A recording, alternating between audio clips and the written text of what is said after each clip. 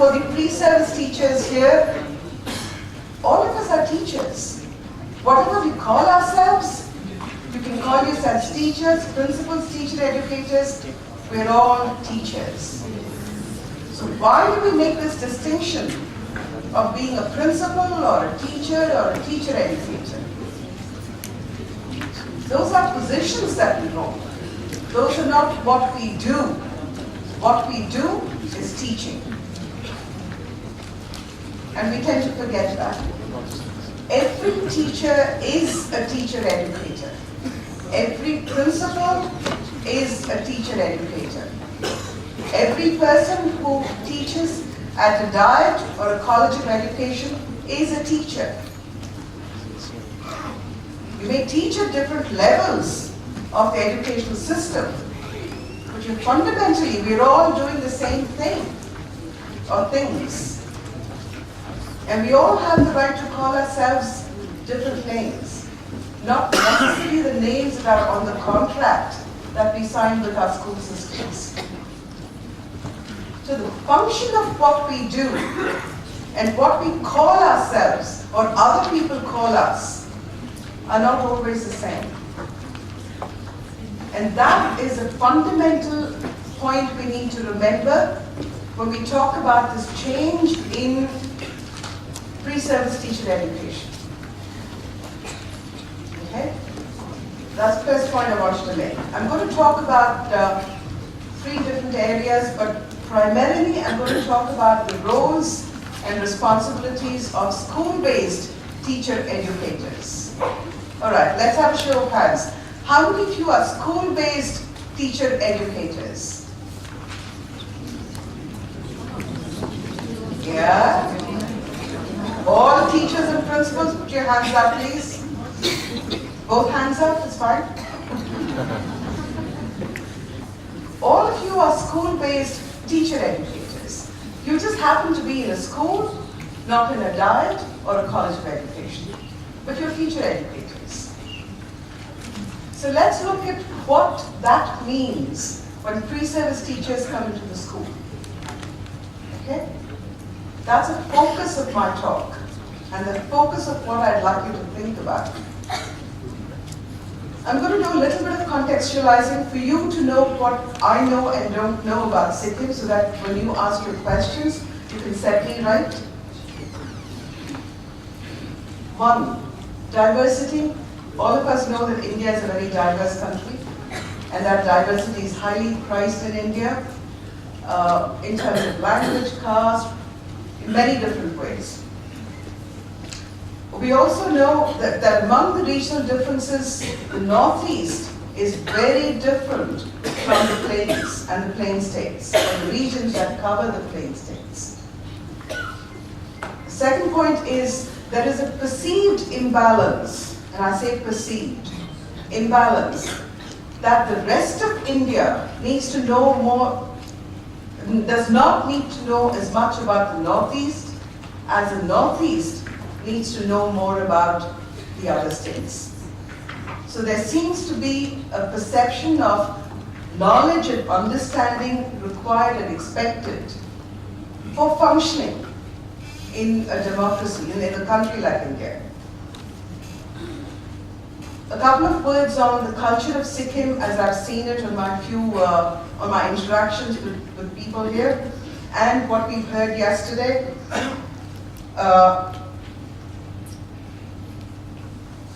It's very gentle.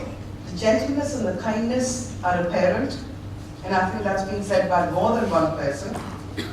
I was very struck when we talk about, when I read about the organic and the green approach to living that Sikkim is focusing on, which I don't think really is a focus of most other states, any other states actually.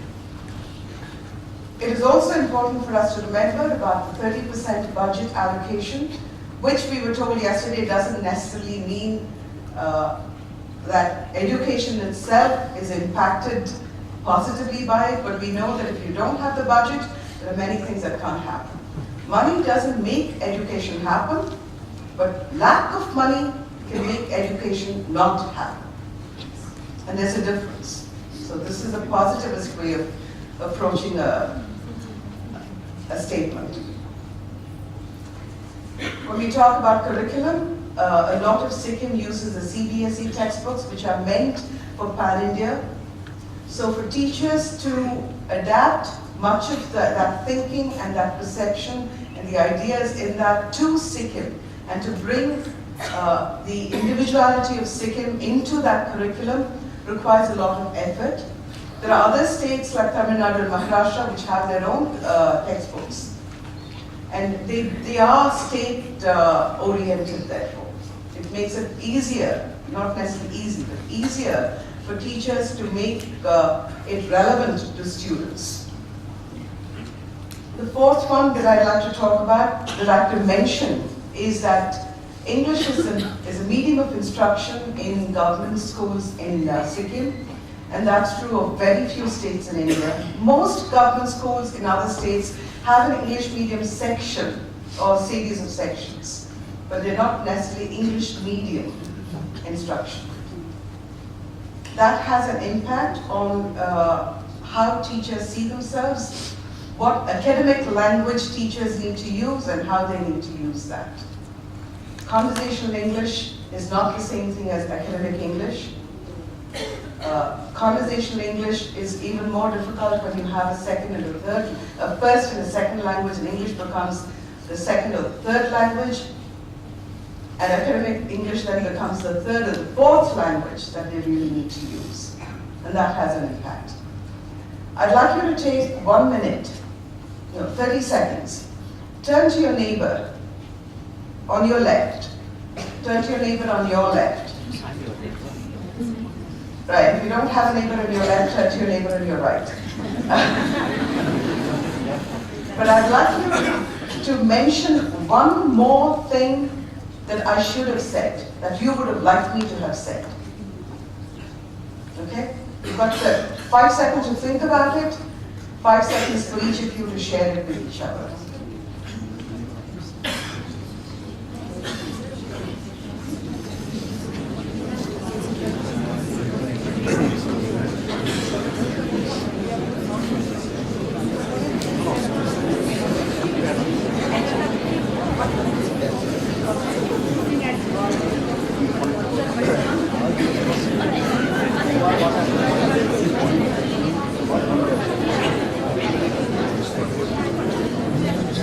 Educators will need to play in field-based education, which is a very new thing in India that's coming up.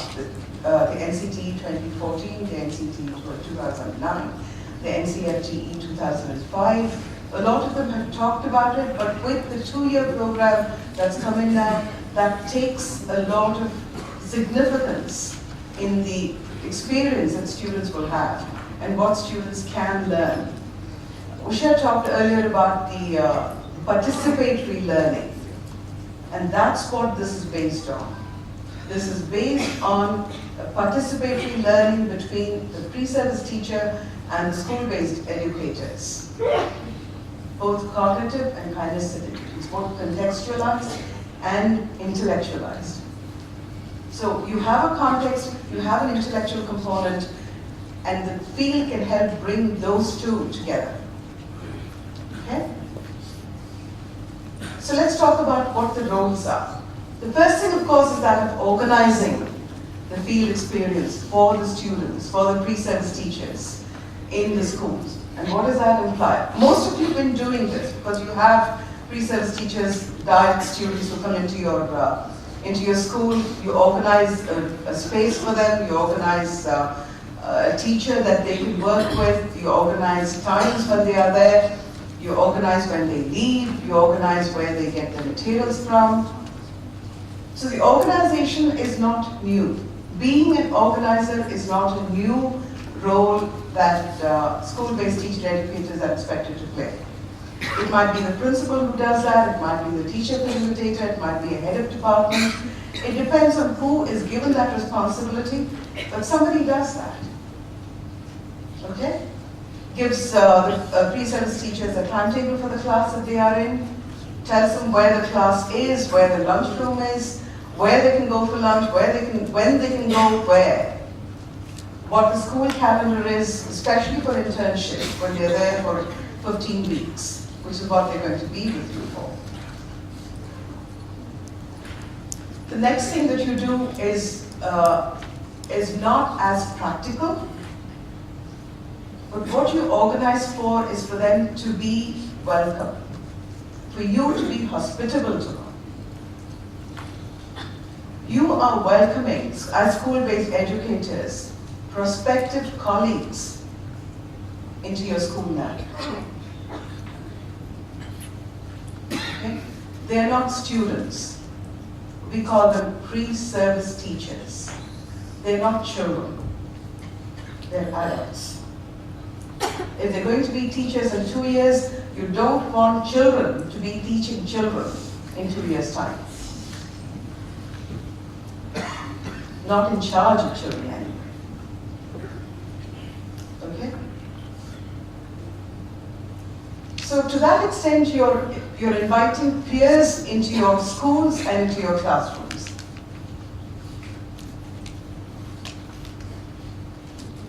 One of the major things you need to do, and this is very difficult for pre-service teachers to do, is to stop seeing themselves as students and to start seeing themselves as teachers.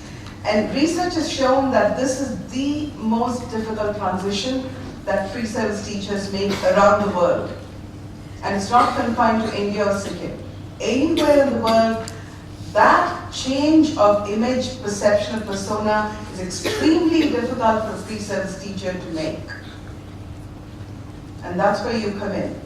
You are a teacher.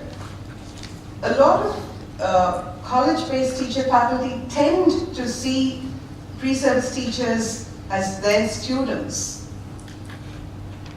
You need to see them as prospective teachers. They are your peers when they are in your classroom, in your school. They do what all teachers do.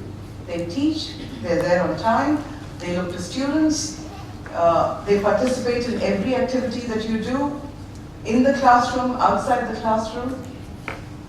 They are expected to live the lives that you do as teachers and principals in the school. It should be no different, it doesn't have to be any different. Where the difference is in expertise. They don't have the expertise or the knowledge of the facility that you have yet. They're just beginning. I'd like you to take a look at this image. I'd like you to note down on your card or your sheet of paper what you see. Put down 2, maximum of 3 points that are of interest to you in this picture. Don't think too hard. Write what you see.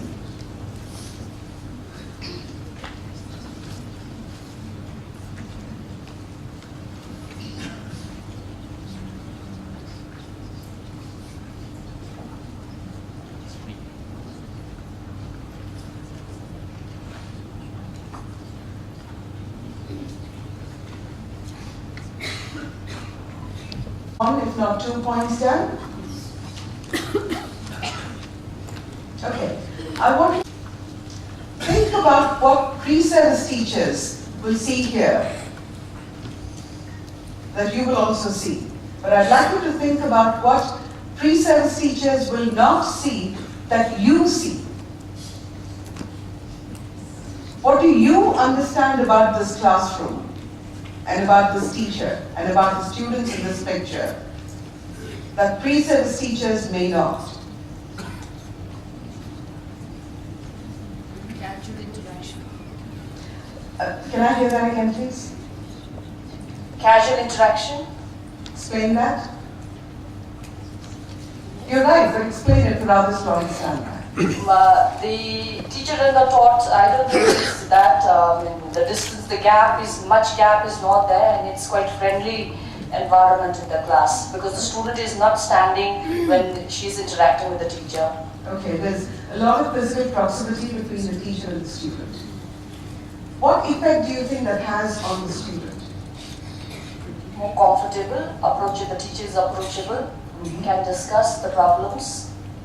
Okay, right, approachable and can discuss problems. One other person who will give me what you thought, that you see that pre-service teachers may not see.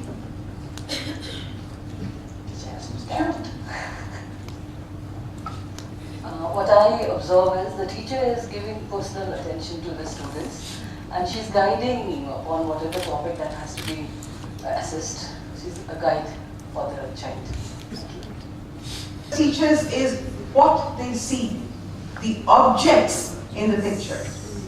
What you see are the nuances in the picture, right? Your comment was not what actually is there, but your comment was on what is implied between. You're making connections. Pre-service teachers don't make the connections yet. So that's one of the things that you do. Help them make those connections. All right? Okay.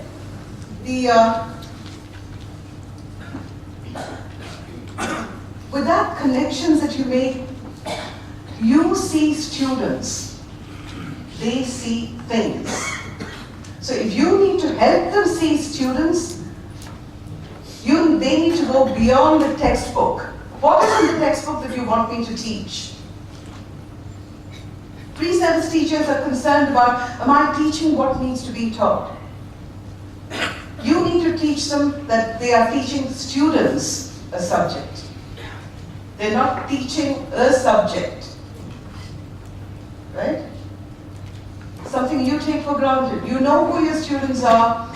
In any given class, you know which students are likely to get it like that, and which students are likely to be a little slower, which students are likely to be easily distracted. And you know what to do about it if you want to. Pre-service teachers don't know that yet. So you teach them to understand students in a classroom. They come with an understanding of the subject.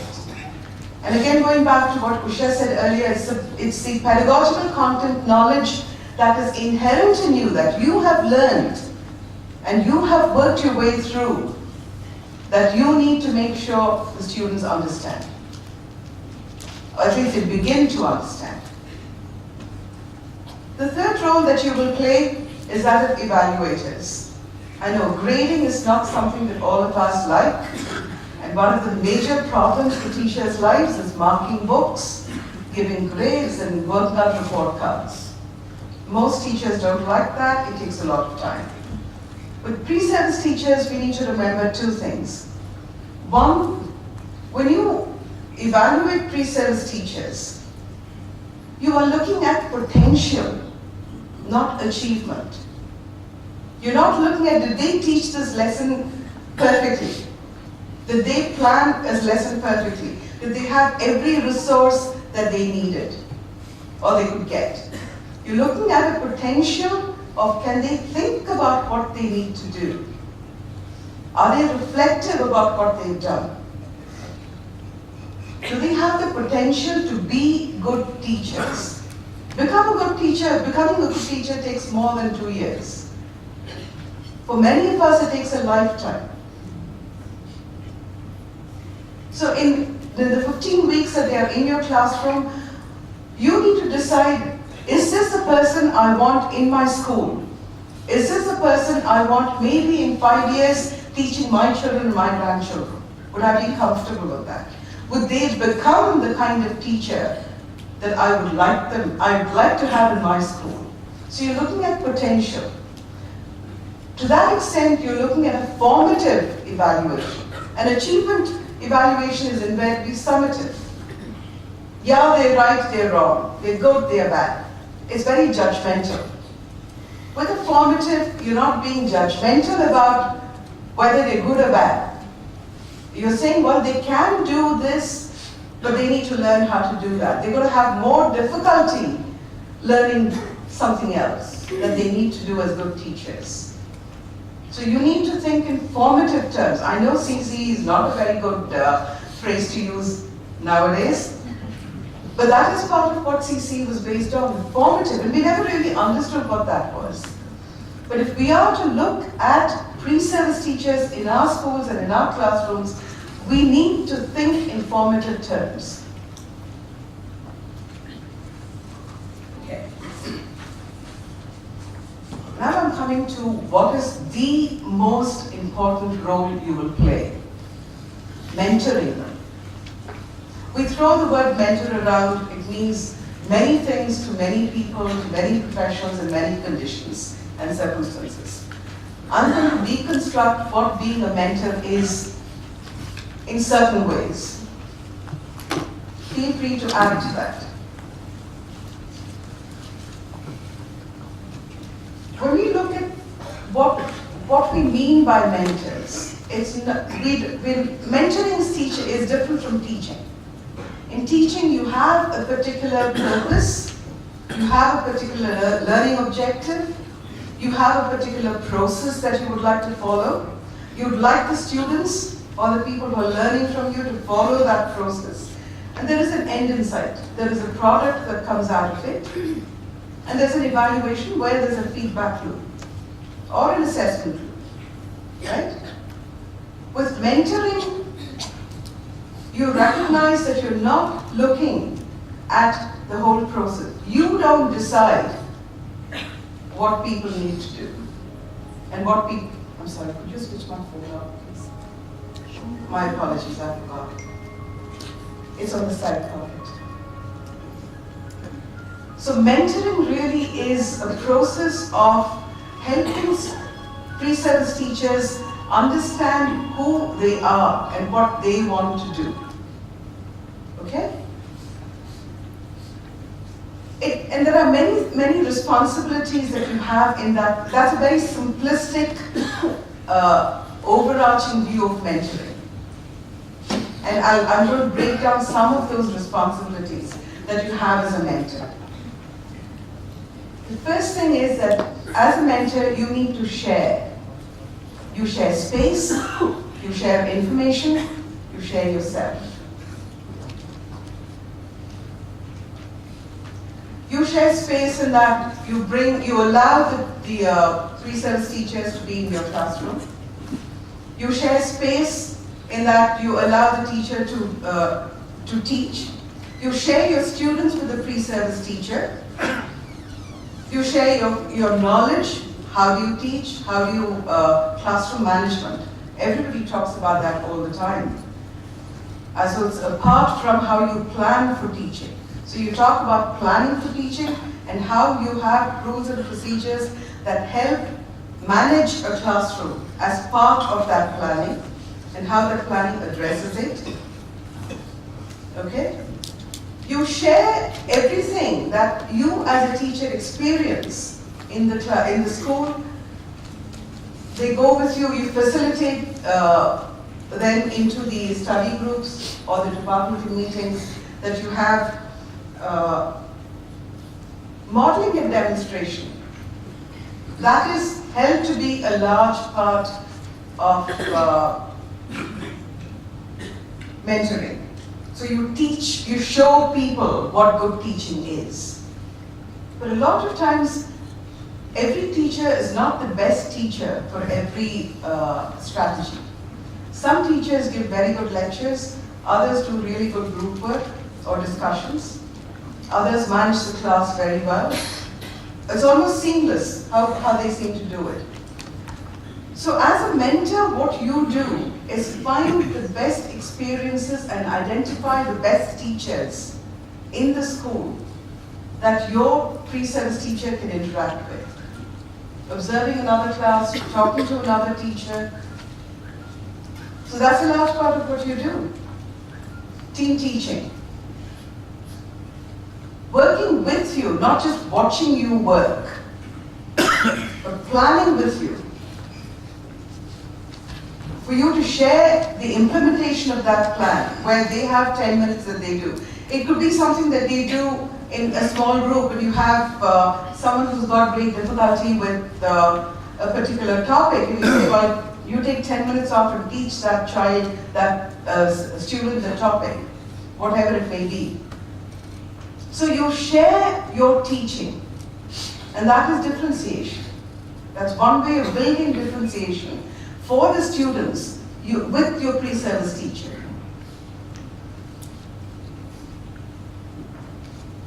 Something else we need to remember is that college-based teacher educators, that includes the diet faculty, don't always have the time to observe your pre-service teachers in everything that they do. We haven't found a way to clone or to have holograms yet in schools. So teacher educators can be in only one place at one time, and they have 40 students. That's a lot of places they have to be in. You, as school-based teacher educators, are with the pre-service teachers right there. Your observation has a lot more depth, therefore, and it has a lot more breadth than can the teacher educators. That's a responsibility that you have. To see them, to observe them, and to give them that kind of breadth and depth, where you observe them, where you spend time with them. The pre-service teachers, when they come in, they're very young. And they're terrified. They're terrified of being in a classroom as a teacher. They're terrified of you because you have so much experience. They're terrified of facing a class of 40 because that's another experience. We had experienced teachers and teacher facilitators, principals, who were on the days yesterday who said, well, this is the first time I'm presenting and talking to 300-400 people, and it's daunting. All of us have new experiences at different times in our lives. And this is a huge step for pre-service teachers. So as school-based teacher educators, be aware of that. You need to support them, and you need to tell them what they do right. Our tendency is to say, well, this was what went wrong. How are you going to fix it?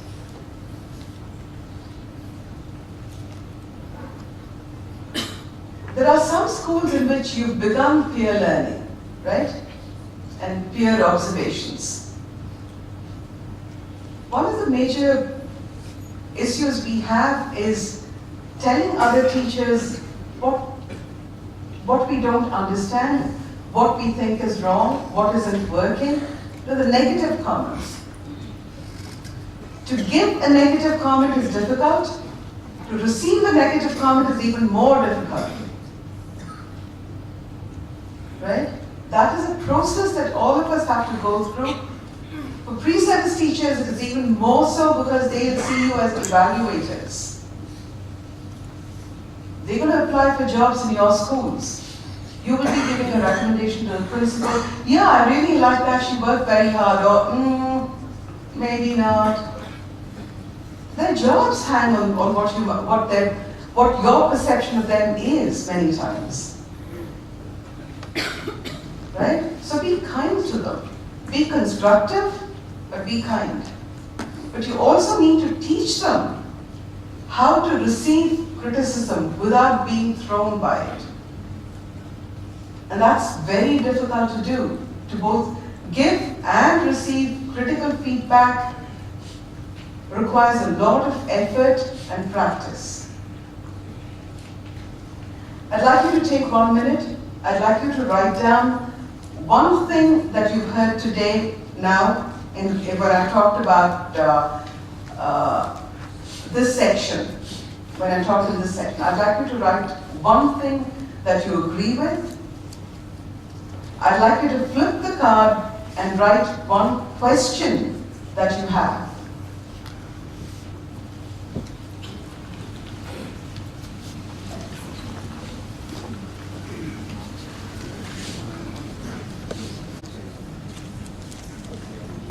There was something that you agreed with or that you found that you learned. It may be about what you need to do in the classroom, what you can do with pre-service teachers, or whatever. You noted down one point, right? You shared that point with your neighbor. Did your neighbor have the same point that you did? No. Right. If you didn't, if there was a difference, can I have a show of hands? Put your hand up.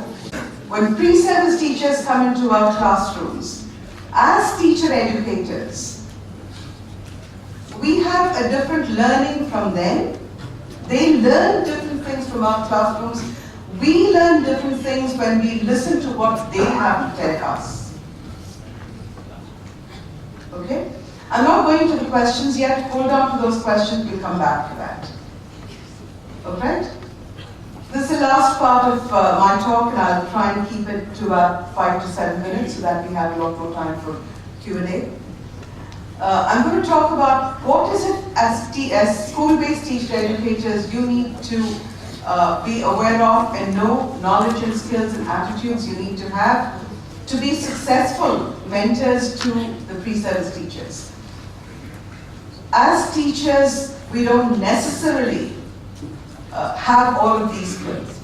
Sometimes we do because we're heads of departments, we are teacher facilitators, we are leaders in our school in some capacity or the other. But we don't necessarily have them, nor are we conscious that we have them. Okay? The first thing, and I keep hammering this home, we need to remember that pre-service teachers are adults. They're not our 2nd grade or 5th grade or 10th grade students. They think differently. Their life experience is a lot more. We need to know, we know about pedagogy, which is what Usha talked about earlier. How do children learn? How adults learn is slightly different. So we need to learn what andragogy is and what the principles of andragogy are. Second, we teach who we are. We walk into a classroom, it's not only what we know, it's not only not what I know about math or science or English that I take with me into a classroom. I take with me into the classroom who I am. We take into our classrooms who we are. We work from our belief system, whether we believe students can learn, whether we believe that students can't learn, whether we believe that students should learn, whether we believe that it is my job to be here and say what I want to say, it's their job to learn. These are all very different beliefs. They end up in very different ways of interacting with the students. Right? You also need to be able to articulate, surface those beliefs. We don't always examine what our beliefs are. We need to examine them, surface them, and articulate them. We need to help our pre-service teachers see why we do what we do, not merely what we do. What we do is apparent. Why we do it will help them contextualize what is apparent. It will help them translate from one context to another. Yesterday we heard schools are different in Sikkim. Each school is different. It has different challenges. It has different strengths. You need pre-service teachers to be able to take what they've learned in your classroom, in your school, and use that in another context. Modify that, work with that in another context, for which they need to know the why of what you did. It also helps them to see why beliefs are important and how they work out of beliefs. That's a huge talk in itself, maybe for about 3 years. The third one is an attitude. It's willingness to share, not just allowing people in. But remember that you're sharing everything that you have. You're sharing knowledge, you're sharing pedagogy, you're sharing yourself as a professional. Third thing we need to learn, the fourth thing, I guess, is really what I said earlier about the language that we need to use, both spoken and unspoken, both body language and verbal language, of how we communicate the positives and the not so positives that we find in the classroom, in the school, and with the pre-service teachers. We don't necessarily have that language. We're not aware of that. Most of the times we're in our own classrooms with our students, and our students hardly ever tell us what is negative about us. Hardly ever, not never. Very rarely do we have students tell us to our face or show us, no, that's really stung, it didn't work. That's not a comment we hear very often. We need to find words that are kind, but not blunt, but comprehensive, that get to the point, that say what needs to be said without hammering it home. Okay? I'd like you to think of one point that I've said in the last part. Note down one thing that you agree with, but even more, I'd like you to spend a lot more time on a question that you have, because that really is the end of my talk. We're now at the Q&A stage. Write down the question, because I'm going to do the Q&A in two different ways. I'm going to take 3 questions from the floor, 3 people who've not said anything so far, except for the 2 of you who've shared. I'm going to take 3 questions from the floor. I'm going to have people collect your cards and bring them to me now.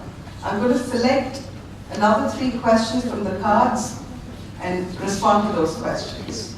Okay? So would you please pass the cards down to one end of your row so that they can be collected. Write your questions first.